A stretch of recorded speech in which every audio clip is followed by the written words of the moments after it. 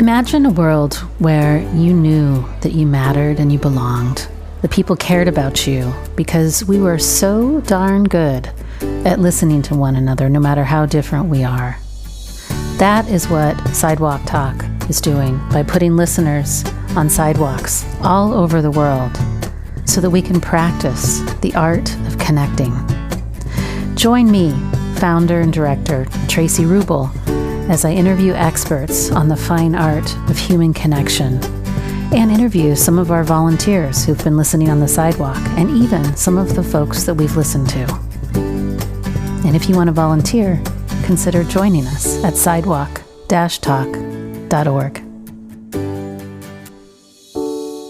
What a treat this conversation is. So Joe Keohane came on and really participated in a live conversation for our Back Together Better initiative when we were first coming out of the pandemic. But I met him 2 years ago.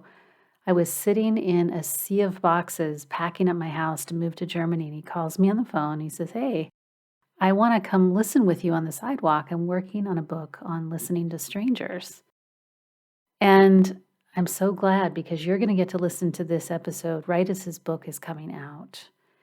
Look, he isn't just an accomplished journalist. He's held really high-level editing positions at Medium, Esquire, Entrepreneur, Hemispheres. He's appeared in New York Magazine, the Boston Globe, the New Yorker. He's also really so authentic, so high energy, and his curiosity just takes him into these directions that my own brain, that your brain is going to want to go. But he did all the legwork in answering all the questions for us about why the heck do we as people listening on sidewalks want to do it and doesn't matter. So this is a really informative conversation, an enlivening conversation. You're just going to get to meet a great human. But more than anything, I hope that you go out and buy his book on listening to strangers, because the reality is we're really, really skeptical of strangers, and we needn't be, and he'll talk to you all about it. So without further ado, Joe Keohane.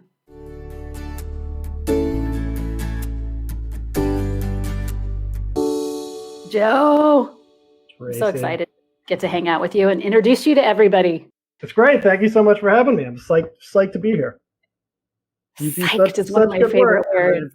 I've been listening to your other podcast episodes, and they're great, fascinating, useful, heartening. Good. Yeah, really. I just wish that, you called me, I guess it's almost 2 years ago, 2 weeks before I was moving to Germany, saying, "Hey, I really want to get out on the sidewalk and listen with you guys." I'm like, well, I'll give you some names of some of our chapter leaders, but they were already like shutting down for the summer or not as active. Yeah. So yeah, I'm really glad we get to meet.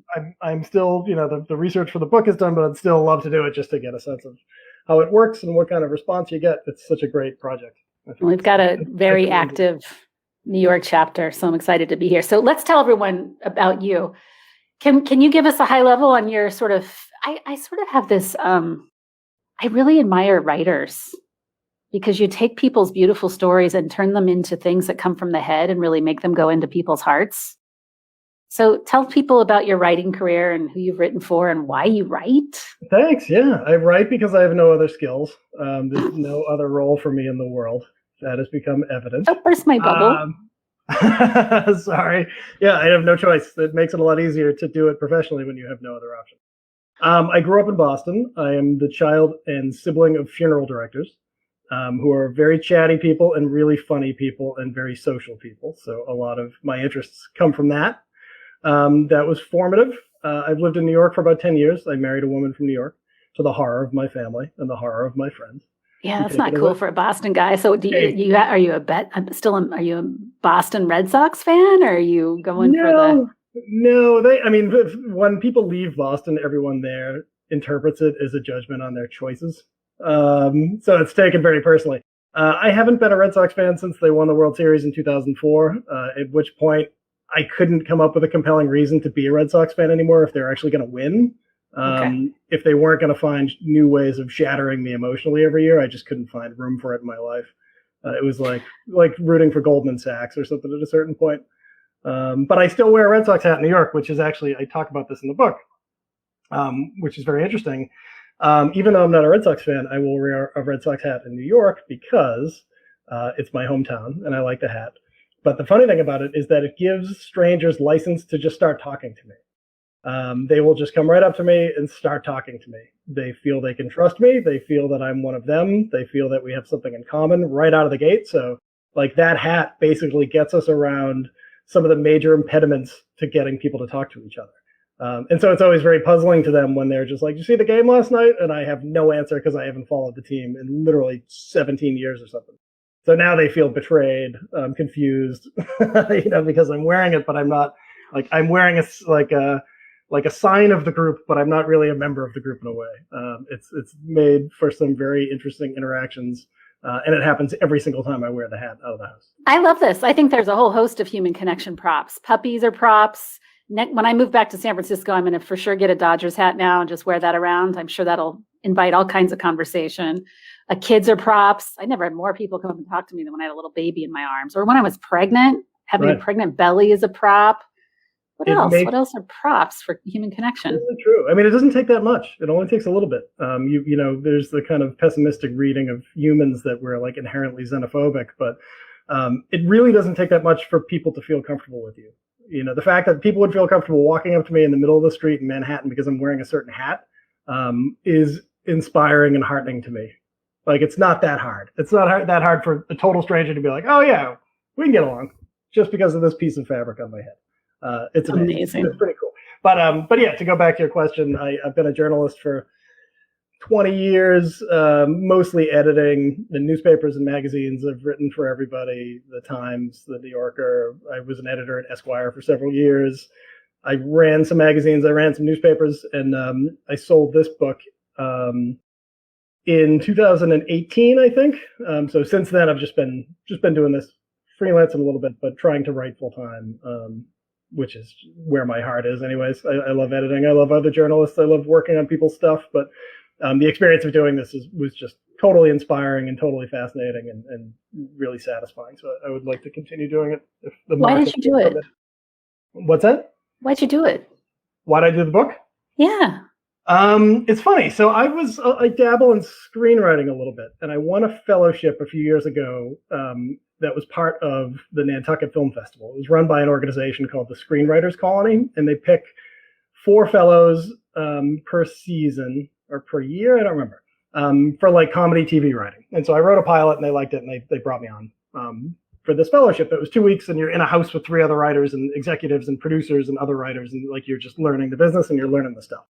And so basically what we did was work during the day, and then we just went out all night, every night. I mean, we were just going to like crazy rich people parties in Nantucket, and like the variety of crazy on display in Nantucket is like hysterically funny. It's like if you combined ordinary like rich people weirdness with like island rich people weirdness, and it supercharges into like a profoundly unusual form of weirdness. So we would go to all these parties at all these houses.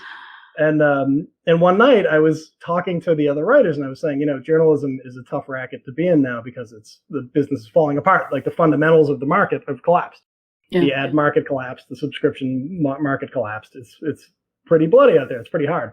But I was saying, I wouldn't trade it for the world, because one of the skills it gave me for doing it for so long was the ability to talk to strangers. And so I was like, look, it's like, Traci, it's like 4:00 in the morning when I'm giving this spiel, right? And we're getting a cab back to our house. And so I was like, look, I'll just talk to this cab driver. And I can almost promise that like we'll hear something interesting. There'll be something interesting. And so I get into the cab and I start talking to the woman, and at that point she was in her late 60s, and she had this crazy story that wasn't hard to get to, about how she had these kind of vapid socialite parents who went in for this crazy socialite trend of binding their kids' calves. To give them like more shapely calves, like they had unsightly calves. They had to bind them in order to like make them attractive. So they crippled her. She had a limp. She still has a limp to this day. And so I was shocked by this, and I was like, well, what, were they sorry? Did they do anything to like help you recover from this? Like, what did they do? And she goes, no, they didn't do anything. They made me take dancing lessons. And I said, why did they make you take dancing lessons? And her answer was, because they wanted to teach me to fall down more gracefully. So for me, that's such a great point about existence as a human in a lot of ways. Like falling down gracefully is kind of the name of the game in a way. But I loved it. And so I started thinking, why don't I have these conversations more? Because I hadn't been doing it that much. I had a young child. I had a demanding job. I was tired. I was overscheduled. And this part of my life that I used to do, with some regularity had disappeared. So I started asking the question of why don't I do this anymore? And then I started kind of widening the lens and saying, why don't people in general talk to strangers? And wondering when they will, and wondering what happens when they do. And from there, I just went completely bonkers on research, and just drove myself crazy answering the question from every imaginable angle, from psychology, sociology, politics, gender, urban design, anything I could think of, anthropology, how, I studied how traditional societies dealt with strangers. I studied the evolution of hospitality towards strangers and how that became like a cornerstone of human civilization. I studied the formation of cities, how people came to live in cities, which, after hundreds of thousands of years of being like kind of wary of strangers, humans are suddenly found themselves in a situation where they were willfully they were surrounding themselves with strangers. So why did that happen? Why didn't that lead to like a massive freakout? It has in some cases, but for the most part, like, how is it possible that we're able to live in relative harmony in cities if we're supposed to be like such a profoundly xenophobic species, and we're supposed to have this default where we fear and hate strangers? But yeah, that's the long and short of it. But it went in a lot of different directions, and while I was doing it, I was gathering tips and insights into getting good at talking to strangers and looking at what keeps us from doing it and looking at ways around that, and trying all this stuff out myself. I did it all over New York. I went to Helsinki. I went to London. I took classes. I went to, I attended gatherings by organizations that facilitate these things. I did Urban Confessional. I really wanted to do Sidewalk Talk, and I promise I will. But I just did it, and I did it, and I did it, and I did it until I could get at it. And then, the book is kind of like a wide view of these issues we have with strangers. A review of the literature on why it's good for us, why it's good for society, and then like a pretty actionable guide to doing it yourself, to getting past the hesitation you might have about it, or the anxiety you might have about it, and take advantage of something that's like a pretty powerful resource that's readily available. So, did it improve your life? No, it ruined it. No, I'm just kidding. It was great. Yeah, it was amazing, because what does it do, right? I mean, in a way, every time you speak to a stranger, if you learn to do it well, you get a little glimpse of what the life of another person is like, right? And that's huge. So even if I compliment you on your glasses, right? If I see you somewhere and I say, look, I know we're not supposed to talk to strangers on the subway, but I really like your glasses. My wife is looking for a new pair of glasses. Could you tell me where you got them? And you tell me a little bit about the glasses, you'll be giving me a tiny little glimmer of what it's like to be you, right? And so if I express curiosity and I'm not being aggressive and I'm not being creepy about it, maybe I ask a question, and maybe you tell me a little bit more. And these kind of even short, meaningful conversations just give you a look at this other universe that is a person, right? A stranger. And it makes it really difficult for you to maintain the idea that strangers are simple or valueless or a threat or anything like that, right? It forces you to engage with the complexity of people you don't know.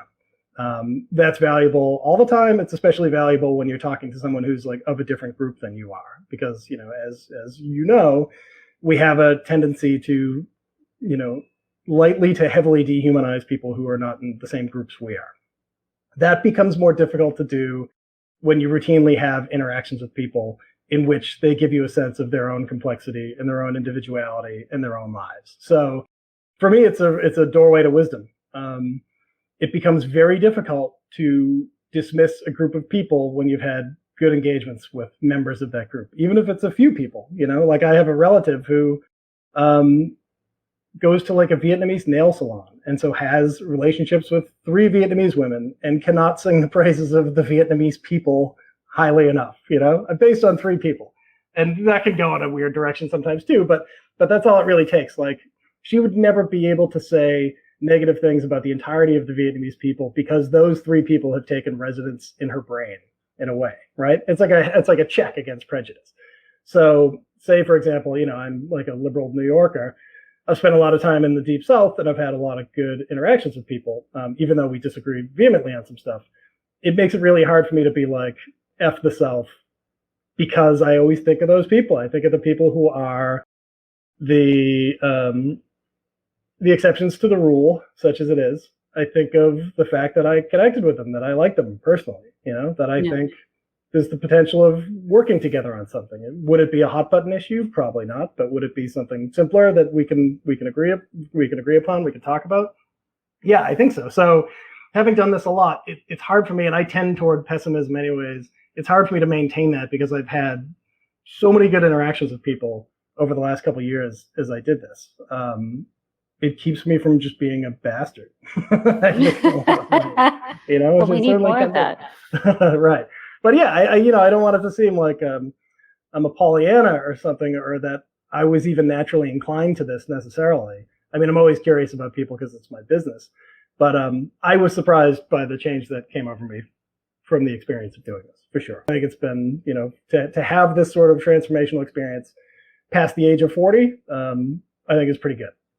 It shows the potential for growth over time. So you're like this jaded journalist and writer and editor. You've got a wife and a young kid.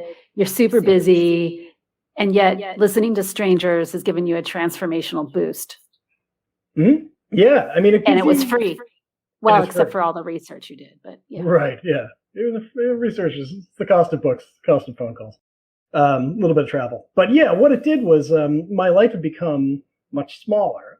You have a kid or multiple kids? Two boys. Kids. Okay. So you know how that is. When you have a little kid, your life just like slams shut. And now it's you and like a very small number of people in a very intense situation.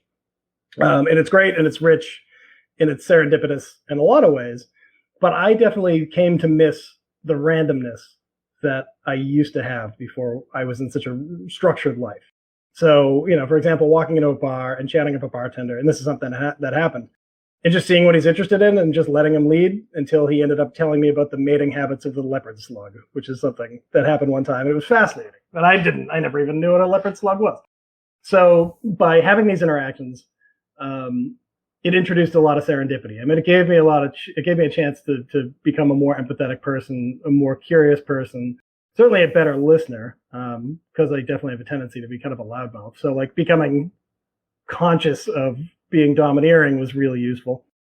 But I just kept getting these little glimpses of other people's experiences. And it was great. And oftentimes it was hilariously funny. And sometimes it was really moving. But I think about those experiences a lot. And they definitely have colored the way I see the world. I should say, because I was very busy at the time I was doing this, it didn't take that much time. I just had to resolve to do it. So even if you're super busy, and you can't do what I used to love to do, which is just to hang out in bars or coffee shops, you can get little fixes of this in really interesting ways. You can talk to cashiers. The experience of a cashier, I feel like it's really valuable for people to understand what it's like to be in a service job. If they haven't done it themselves, it's really valuable to know what it feels like to be perceived as like a droid, like a mechanism for facilitating exchanges. Because they are. It's dehumanizing to work in service. It can be. It can definitely be hard. And so just because I didn't have a lot of time, I would talk to people in the supermarket. I would talk to people when I was getting coffee. And you just get a sense of what their lives were like. They would be excited to tell you just because no one cares about the barista. No one cares about the woman working at the supermarket, but their stories are great. I was in a particularly hellish Whole Foods in my neighborhood, which on a Sunday is just like, I wrote about this in the book, but it's like the last flight out of Casablanca in like 1940. It's the place is a nightmare, and it's frantic, and it's crowded, and it's just like kind of upper class, upper middle class people in like gym clothes, on edge, like ready to kill each other to get the last pomegranate or whatever. And I love pomegranates, but I'm not willing to kill another person for one. So I was waiting in line and I noticed this cashier and she was really working it. Like she was trying to joke with people. She was talking to people. And I could hear as I got up closer that she was funny, smart, just like bantering, just running her mouth. And people were looking at her like she was a talking bird. right? It was like an emu had wandered in and was talking to them, and there was this mix of like confusion and light fear that these like kind of bourgeois bohemian types were greeting this woman with. So I was interested. I was interested in why she was doing that, and why what kind of person she was that would be that chatty, and people like that are interesting to me. And so I got up there and I was like, they should give you combat pay for working here on a Sunday. This place is a nightmare. And she was like, I always tell my boss that I want them to install a therapist in the back room. And I was like, oh, that's interesting. Like, what would you tell the therapist? And she was like, it's not what I would tell the therapist. It's what I would need the therapist to tell me. And I was like, well, what do you need the therapist to tell you? And she goes, these are not your friends, and this is not your fault. Which was really poignant and really beautifully said. But for someone who, I think if you weren't in the mindset of engaging with, you might be annoyed, you might be confused, you might be like, look, lady, I want to look at my phone. I don't want to have a conversation with you. But just by putting in that tiny, tiny, tiny, tiny little bit of effort and exercising a tiny bit of curiosity, she said something that I will never forget. It's a great line, and in a very short little line, she gives you a sense of like what it's like to be her, which seems to be a smart, extroverted, soulful person, and not a service droid. And I did a lot of that. So that's stuff you can do all the time. You don't need to hang around. There are definitely great gains to be had by like putting time into this. And I did a lot of that too, just like hanging around the city, just observing things, watching people. But even when I was really busy, I was able to do this pretty extensively. And I found it super fruitful and challenging and fun and interesting. This is so fun. I want to ask you more about the book, but the story about this woman just makes me want to ask this question, because you use the word serendipitous. Do you ever feel like there's a little bit of magic involved? Like maybe a stranger comes across your path that has just the right thing for you in that moment in time, and you're like, man, if I hadn't have done this, I wouldn't have gotten this little piece of magic. Mm-hmm. Yeah, there's like Gillian Sandstrom, who's a psychologist at the University of Essex, who's great, who you should have on because she was on last week. Oh, great. Awesome. I love Gillian.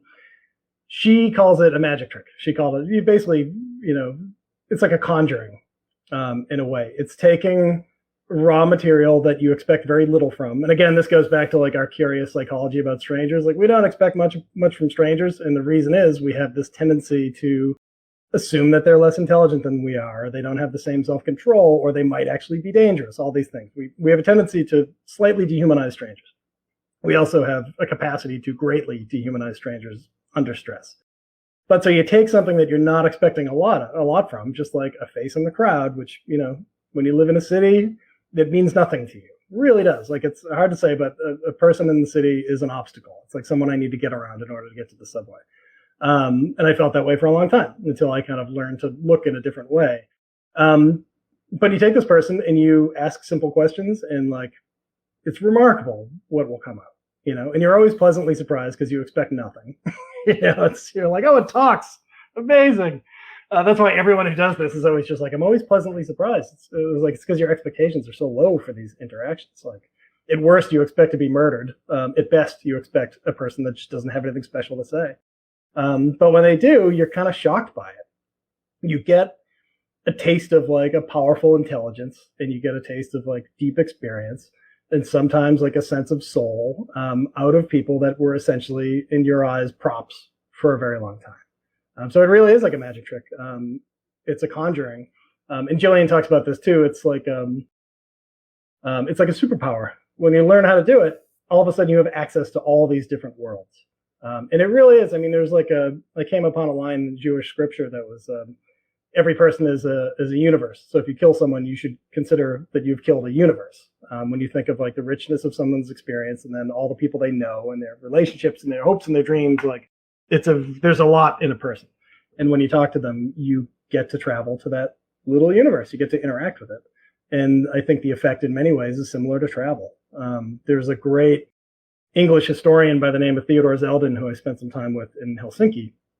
He wanted to go to Finland to teach the Finns how to talk to strangers, because the Finns are really bad at talking to strangers. And Zeldin's whole thing is like, he organized this group called the Oxford Muse Foundation, which sets up these massive dinners where they pair strangers for like 2-hour intense conversations. I've done some of those. They're fantastic. But Zeldin, he's made it his life's mission to talk to as many strangers as he possibly can. He's in his 90s now, so he's racked up some pretty good numbers. And I remember he said, he was telling me why he did it, and he was like, I suppose I'm an explorer. And thinking of it that way was really useful framing for me, because you really are. I mean, you're exploring hidden corners of your world, but you're also in a way kind of exploring these universes that other people represent. And if you go about it, if you travel those worlds the way a good conscientious traveler would when you like go to another country or something, you're respectful, you're curious, you don't have the answers,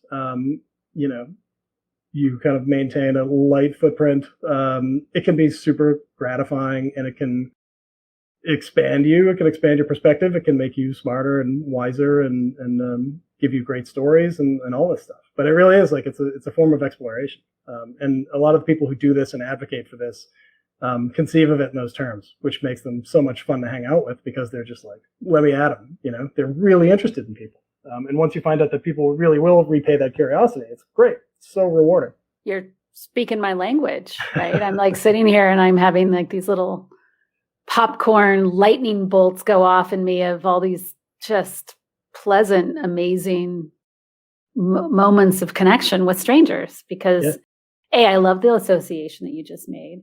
It really is like going on vacation to a foreign country. You literally get that same hit where your entire your brain is scrambled. You're like, oh my God, I just came back from a vacation, because nothing that you know about the world is the same. And that's super good for the brain. Yeah. Super good for the brain to have that kind of infusion of novelty all the time. I mean, when we go out on the sidewalk, people are lit up after. We go out for dinner, and they're just the energy and electricity from all the listeners. It's just like, ooh, because we just got a free vacation, Mm-hmm. Right. I want to get back to your book, though. I want to learn something from you, because you did all this juicy research that I'm so excited by.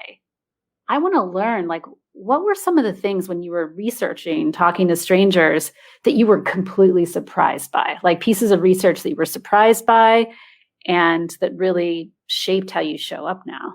Yeah, it's a great question. One of the things that I was telling someone else, I try out bits at parties, which I can now go to parties again, which is amazing. So I went to a party over the weekend, and Lucky I dog. like to pitch, right? So I'll pitch stuff and see what resonates with people. So I was over my friend's house, and I was saying there's a lot of really interesting work on hospitality. So you look at the long arc of humanity, in as much as we can really know it, like based on what we know, humans were hunter-gatherers for a long time. And that meant that they were constantly moving. It meant that their groups were intermingling. Sometimes new people would join the group if there was enough food to sustain it. Sometimes they would go away, but they were basically like small societies. It would be 6 to 24 people is the estimate in a hunter-gatherer band. And so, that's just the way things were for a very long time. Probably 95% of our existence in the world has been as hunter-gatherers. And so all of a sudden, with the advent of agriculture, people start to settle down. Now you have the concept of owning land.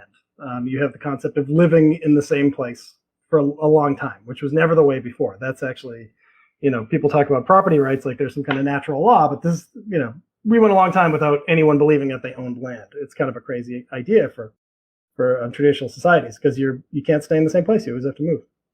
So once people started farming, they settled down, they had little communities, right? Something else happened at that same time. So now you have sedentary villages, sedentary communities, but you also had this crazy phenomenon called the surplus male. And what the surplus male is, and this is according to work by an English archaeologist named Martin Jones, who studies deep DNA, like ancient DNA and population flows, ancient population flows. Stuff's great. Because people were farming instead of hunting as their subsistence, now men didn't really have anything to do anymore, because there is evidence that there were female hunters, but for the most part, men did the hunting, women did gathering, and everyone pooled childcare. But now you have a bunch of guys who just don't have anything to do. Like, they're not really hunting, they're not eating as much meat, they have no purpose. So these are the surplus males. So Jones's idea was that, and it's backed up from his study of ancient DNA, these men just left. They just started walking away. And And previous to settlements, they wouldn't be able to get very far because you needed other people to live. You needed to pool your resources. But now that there are settlements, these men could walk until they found a settlement, right? So now you have like the traditional idea of what a stranger is, which is like someone no one knows appears in town. And so what do you need to do? You have to figure out if this person is going to be a threat, if they're going to be an agent of chaos. So you had this ambivalence, right? So you're in a little settlement. It's probably kind of boring. There's not a lot of people around and you're farming. Now this guy turns up. You have no idea who he is. Could you kill him? Yeah, you could kill him, but you don't know if there are a bunch of people who know him over the crest of the hill, right? Maybe they're going to come and wipe out your village. Maybe this is a trap. Maybe it's a spy. You have to be careful. You don't know what his intentions are. And because human psychology makes us wary of strangers and gives us this tendency to dehumanize them, you kind of assume that this guy's trouble or he could be trouble. So Jones's idea is that the idea of the ritual of hospitality was a way of admitting the stranger into your settlement, because strangers are valuable. They know different things. They might know new farming techniques. They might have gifts to bring. They might just be fun to hang around with. We're attracted to strangers in that way, but we're also afraid of them. So hospitality reconciled the threat that a stranger could pose with the opportunity that they present. And so you would sit down and you would be face to face and you'd be looking each other in the eye and you would share food. Maybe there'd be an exchange of some kind of ornamental thing. But you'd get comfortable with each other. And once you're comfortable with each other, now you feel safe. Now you can have a real exchange. You can have a conversation. And then the guy stays the night and you're friendly and he goes somewhere else. Now, theoretically, if you go somewhere else, you might run into him and now he owes you a favor. Meanwhile, he goes to the next settlement and the same thing happens again. And in that way, all of a sudden social networks explode and humans radiate out with the speed that they never had before because these settlements became transit hubs for solitary men. This can lead to the spread of innovations. It can lead to a growing of relationships and all this good stuff. But Jones's idea was that this is the cornerstone of civilization.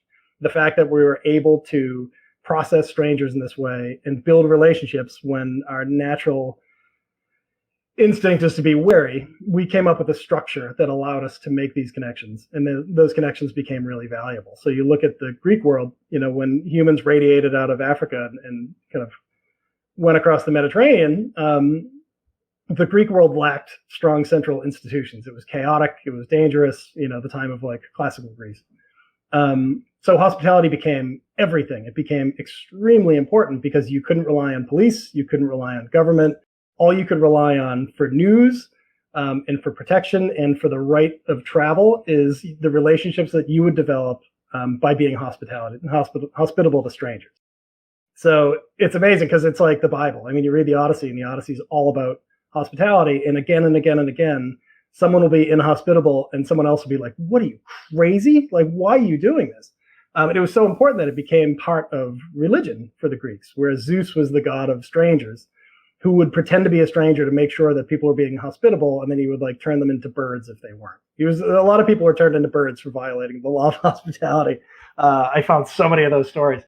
But I love that. I love that idea that the one of the more curious things about humans is that we are neophobic and neophilic at the same time. We're afraid of new things, but we love new things. And the thing that makes us open to new things and new ideas and new people is a feeling of safety and control. So when we feel out of control, we are neophobic generally. And if we can be made to feel comfortable, then we can really open ourselves up to new experiences, new ideas. I'm interested in pushing back on this pessimistic idea of people that they're like closed and clannish and tribal and xenophobic. They certainly can be, and they certainly have been, again and again and again in history, but we still have these capacities. We still have this curiosity to us, and that curiosity evolves for a reason. And the reason is because it's in our benefit to grow our social networks, to have friends, to make contacts. This is the thing that enabled the spread of humanity. So taking a really simple little thing like that was super interesting to me because it's like, there hasn't been a ton about that. There's been a ton about what hospitality can represent, which is like the introduction of a new world, the mystery of a stranger, all that stuff. But like kind of combining the mythology and a lot of anthropological research into how traditional societies viewed hospitality, which is universal.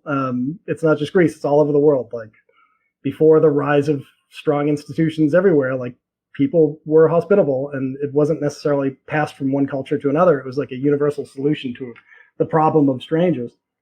But I love the idea that, that allowed humans to spread, and that allowed, it was a way to get comfortable with other people in a way that we could work together, we could grow our networks, and we could make it a little easier for ourselves in the world. That is so cool. I'm totally geeking out. And what's really weird is that I spent 14 years in the hospitality industry, waiting tables and bartending. So It's totally in my DNA. And boy, do I have a mean story to so many stories. I mean, again, but what I'm hearing you say is it became sort of a part of our social order when there wasn't a centralized social order. Yeah, super cool. Yeah. I do have to ask, I got a galley of your book and took some initial looks through it, but haven't read the whole thing. But there seems to be this idea. I mean, I think what I really love is that you're going further back in time, because it's almost like all the solutions to loneliness and disconnection, we're still only thinking about right now. I'm like, but we should probably go further back and really consider how was this a problem or not a problem? And when was it not a problem? And I'm just curious what thoughts you have about this sort of new sort of interest in loneliness after this pandemic, and certainly after some of the research about its impacts on our health. Yeah, I mean, it's a disaster. It's a major social problem. It's a major personal problem. It leads to all sorts of terrible health outcomes. It's great to see people talking about it. It's great that it's not being seen as an admission of weakness, right? Because that's a big thing. I think with the previous generation, if you were like, I'm feeling lonely, like you weren't going to get a lot of sympathetic hearings out of that from like our hard-ass parents' generation, sure, where like feelings were kind of verboten. The great thing is there's an interest in it. There's research being done on it. This is all great. People are beginning to realize, which I think what they knew intellectually, but they weren't feeling deep down, which is that we're a social species. We need to socialize in the way that we need food. We need it to stay sane. We need it to stay healthy. It's really important. And, it's different depending on what part of the world you're talking about. But in a lot of Western countries, there has been this kind of withdrawal from public life, and not public life in the sense of like running for office, but public life in the sense of interacting with strangers that live around you, being out in public, going to the movies, like Robert Putnam's book Bowling Alone gets into that. We've very much withdrawn into our rooms, right? And partly it's because our entertainment options are so much better that you don't have to sit in a stoop to like amuse yourself anymore like previous generations of city dwellers did. And it's making us lonely. It's not great for us. Digital communication can be a bit of it can kind of augment your social diet, but it's not the same as doing it in person. So recognizing that is cool. For me, coming out of the coronavirus, coming out of the crisis, what I hope, and I mentioned this in the end of the book, I hope we see what we've lost. I think the opportunity that COVID presents us with is it took us very quickly to the conclusion that we were slowly moving towards anyways, which was 300 million individuals alone in rooms looking at screens, right? And I text all the time. I love email. Like I'm not a Luddite, but this is a process that was probably going to take another 10 to 15 years, and it happened instantaneously. So what we can do now is we can look at what our lives were like over the last year and say, what do we think of this? Do we want to go on like this? Is this what we want? Because this is where it's heading without question. Or do we want to try to do something else? So knowing what we know about a lot of the crises that are facing us right now, and even, you can make the argument that political polarization is an outcome of loneliness, of estrangement, of feeling disconnected and feeling like you don't belong to the world, for sure. You hear it every interview you read with someone who's like way out on the fringes. Now we can choose. And so what I wanted to do with the book is I wanted to make the case for that, make the case for the idea that it's natural, that we evolved because we were social, and now we're not social. So what do we want to do? The answer is pretty simple to our problem. And I wanted to give people tips on how to do it. So, I like I said, I did classes. I went through a lot of research and came up with some pretty good pointers for it. But for me, I think this is a really hard year for everybody. I think this is a tremendous opportunity to pause for a minute and reassess. And the great thing is you talk to Jillian. Jillian is the master of this stuff, but there's a growing body of research that shows that even, minimal social interactions, which I think is what Jillian calls it, even little passing interactions can make you feel less lonely. It can make you feel happier. It can enhance a sense of well-being, but most importantly, it can enhance a sense of belonging. And I think, so many of our crises, not ecological crises, but almost every crisis we're facing right now is a crisis of belonging. I covered politics for a long time, so I've always, read a lot of poli-sci stuff. But again and again, you see like people feel that they don't belong. They feel that they're under attack. They feel that the world is taken away from them. They feel that the world doesn't take them seriously. All these things, and this happens for a lot of reasons. But knowing that can be maybe not cured, but certainly treated with a quick chat with your barista at Starbucks every morning, that you can feel like you belong to a place with that small investment is a revelation. It's really important. And I think it can be, we need to connect with the people we love and the people we're close to. But there's a world of people who, if you talk to, like, it will really make you feel like you belong in the place where you live. It'll make the world seem smaller and friendlier and less chaotic, It's great. It's just super beneficial on top of like the stuff that's just like learning interesting things. That aspect of it is fascinating, and I found it to be super powerful. You just totally just got me all juiced up and excited for all the stuff that we do, For sure, I love what you just said, and I want to highlight it before we move into our final question. This idea, and I do have to tell a story because I just feel like telling one story. Do it. I love that what you just said. We evolved and grew as a society because we became more social, and now we're becoming less social, and in a way that's directly leading to our harm. Yeah, without question. So it's not just personally that being connected is good for us, but it tends to lead to better innovation. And when we're lonely, it tends to lead to destruction, is what I hear you saying. Yeah. And I agree. I'm a big believer in common enemy intimacy. We love to get involved in fringy stuff when we're lonely and don't feel like we belong. Yeah, for sure. Yeah. I do have to tell you this funny story because I was in the hospitality industry, I'm super snobby. When I go into the same restaurant, if I've been there many times and you don't remember me anymore, I'm done. And so I always frequent restaurants where I feel like it's a family. So I'll just name them. Morning Dew in San Francisco is my place. I know all the owner. I know his wife. I know their kid. They know what I eat. The Village Pub in Woodside has a file on me, so they know what I like to eat. So I'll come in and I can say, just bring me 3 courses with a half a glass of wine with each course, and I love that stuff. And I remember in college when I bartended, all of us waitstaff would go to the same bar after work with Willie. I don't think Willie's alive anymore, but I graduated from college and I hadn't been back in 6 years. And I go in with my current boyfriend to Willie's bar. Haven't been there in 6 years. He's down there very focused on the bar. And to me, he's like the real bartender. He walks over and I'm, of course, thinking I'm going to have to do the small talk. Do you remember me?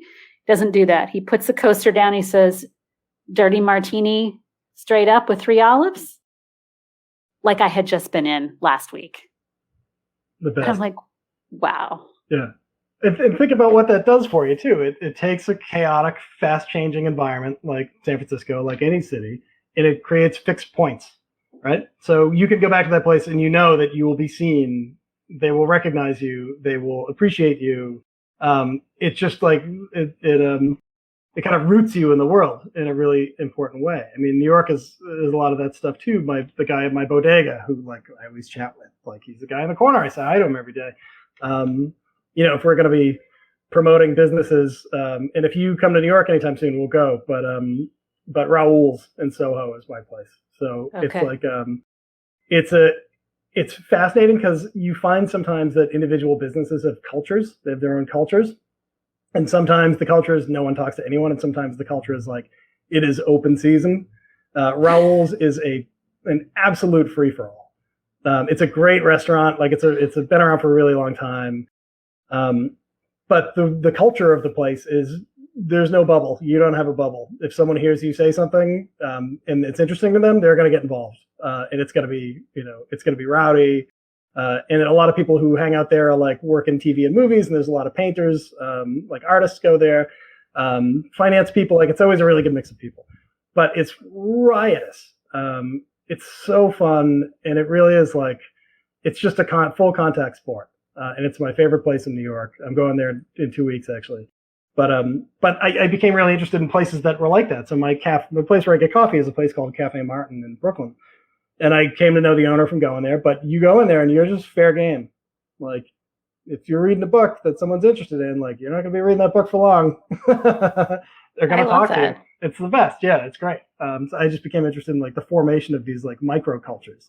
Yeah. In places like that where they are, like, they're socially open, and you just get into, I mean, like, Raoul's is a special thing because I've just gotten into some, like, crazy situations in that place. Talking to, like, crazy people and fascinating people. And like Owen Wilson hangs out in there sometimes. And it's just like a real mix of people. And it's very democratic. Everybody can talk to everyone else. It's just quintessentially New York and quintessentially kind of America in that way that I kind of like. I like New York for that reason, though. I feel like there's so much room to be yourself in New York. Yeah. So fewer silos than the rest of the country and frankly, the world. Yeah. It's New York. For all you New Yorkers, one of my favorite cities. If there were just a little more nature, but I don't know. There are parks. People are the nature. There's parks. Yeah. I heard the Boston accent. There's parks. Parks. Well, I know we're at time that we have this ritual that we do. Since we're going to take this conversation live on our podcast, right when I want to get the book title exactly right. The Power of Strangers, The Benefits of Connecting in a Suspicious World is coming out on July 13th. Correct. So we're going to make sure that the podcast episode goes live the week that your book baby gets born. Awesome. And get to shout it out. And it's going to have all kinds of tips. And, of course, we're going to read them because we love teaching people about how to do this stuff, too. I like to geek out on all the psychological impediments to connecting that aren't the outward stuff, the real weird shit. Yeah. But, there's all these people that listen on Sidewalks. So I'm going to hand off the mic. You get to speak to them. I'm out of the way. And you can say to them whatever you want, words of wisdom or a wish directly to those people as our closing question.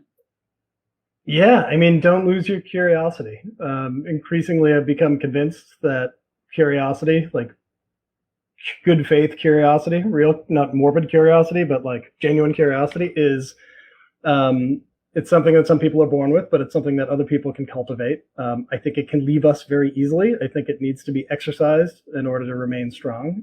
I think it needs to be your first response to the world. Anything that happens, if you can train yourself to say, like, I wonder why this person's saying that, instead of saying, like, the hell with this person for saying that. I think that's an enormously beneficial thing for individuals and for cultures. So for everyone who does Sidewalk Talk, and I hope to join those ranks soon enough, I commend you for this. This is super valuable work. It helps the people you're talking to. It helps you, and it helps you exercise that curiosity muscle. So if you can spread that gospel and get other people comfortable with this and get them out there in the chairs in the streets too, I hope you do, and I hope it keeps growing. Spreading the gospel of curiosity. I love that, Joe. Thanks for being here with us. And congratulations on this book baby. And I can't wait to get a couple beers in you and really hear that Boston accent come out sometime when I come visit. Yeah, it comes out when I get loud, when I get loud and half in the bag, you'll hear it. But thanks so much. Right. Thanks for having me on. It's always such a pleasure to talk to you. You do such good work. So this has been great. Thanks, Joe. Be well. And everyone, there's lots of information about Joe and his book in the show notes when the podcast comes out. So be sure and go check it out. If you actually want to learn how to be more curious, if you actually want to learn how to show up in the world in a different way, then pick up this book because it'll give you the 101. All right. Great. Thank you for being here and listening to this episode of the Sidewalk Talk podcast. If you like what you heard, tell your friends, tell your family, like and comment on the podcast publisher that you're listening from, and subscribe. This will help us get the word out about changing our culture to one of connection.